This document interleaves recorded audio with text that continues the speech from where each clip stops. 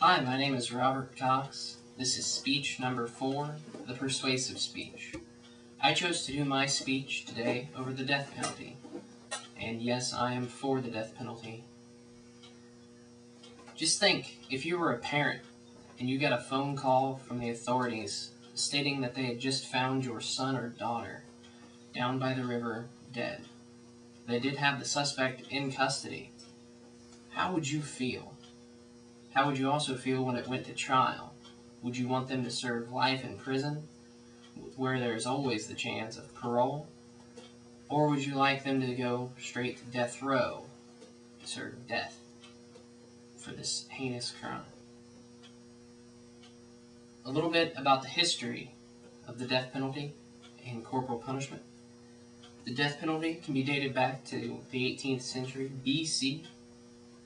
The death penalty came to America from Great Britain, and the first death by the death penalty was in Jamestown in 1608. In 1890, the first death by electrocution was witnessed.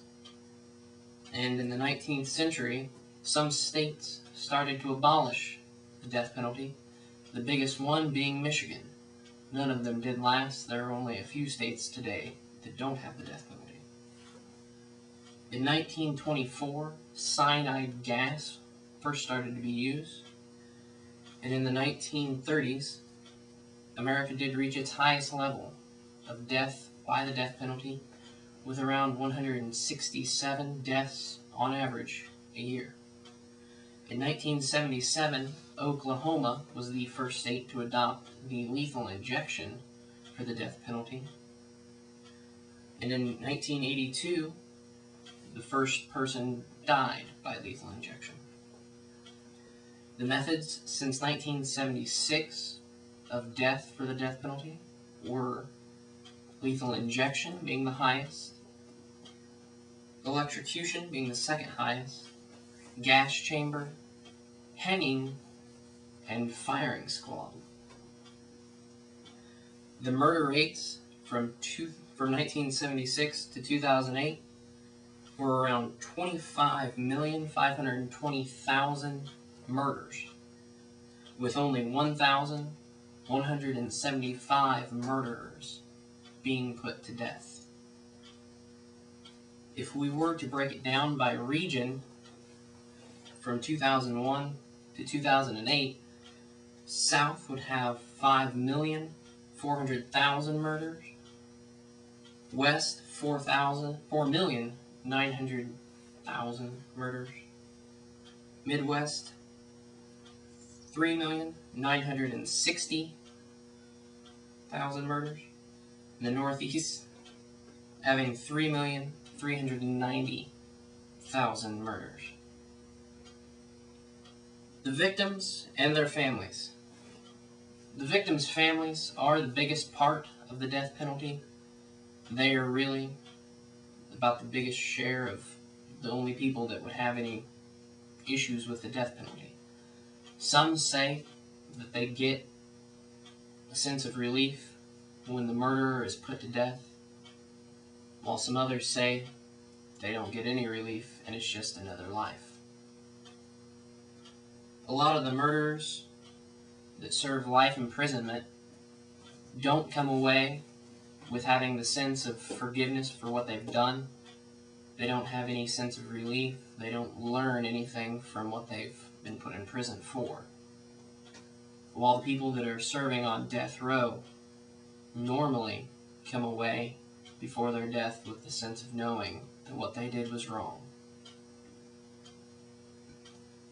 For real-life murder victims, I'm going to go ahead and read through a couple stories real fast that show why some people do deserve death.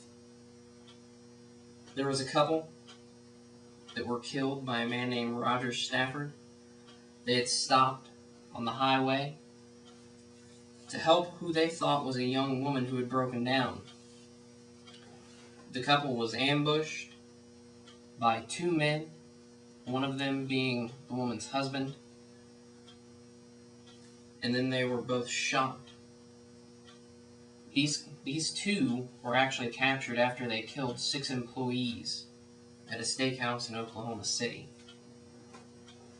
The next one was a young lady who observed 3 strangers robbing a house. When she came back later, the door of her apartment was forced open by a man that had just gotten out on parole from a previous murder. Her apartment was ransacked. She was raped and killed. She'd been shot in the head and then drowned.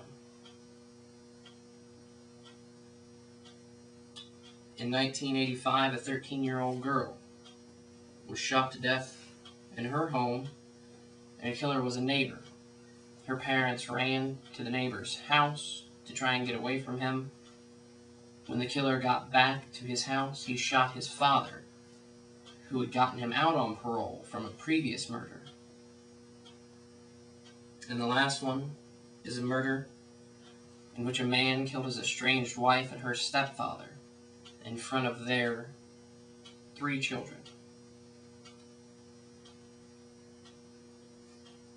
After hearing about all of these, hopefully it goes to show you some things, and one of the biggest things that I wanted to show you is that the death penalty does have a point. That no matter what, somebody has to pay. And I do not believe, with every bit that I have, that it should just be in prison. I feel that they all must pay one death for another death. In Revelations 13:10, it does say that he that leadeth into captivity shall go into captivity, and that he that leadeth with the sword must be killed with the sword. Here is the patience and the faith of saints. And that is the end.